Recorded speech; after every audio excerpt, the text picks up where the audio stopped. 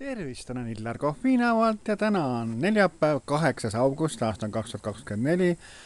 Aga homme on 9. august ja homme on minu 58. sünnipäev. Aga täna juba ma sain juba sõpradelt, sain juba kingitusi ette ja ka postkastist täitsin ka kaarte, nii et ma näitaks teile ka. Nii. See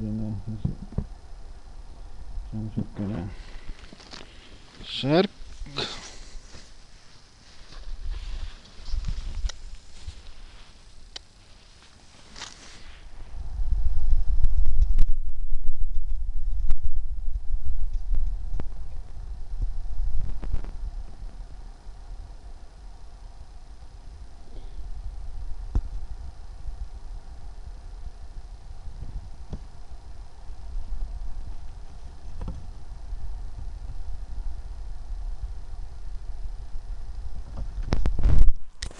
Vot need on siis mõningad kingitused. Töökaasse poolt oli mu kingituseks ka aiakäru, nii et suured tänud. Aga kes soovib Illar Kohvile kingitusi teha ja tuua, siis näiteks siin on valge laud alati olemas, nii et see laua peal saab neid jätta ühe sõnaga.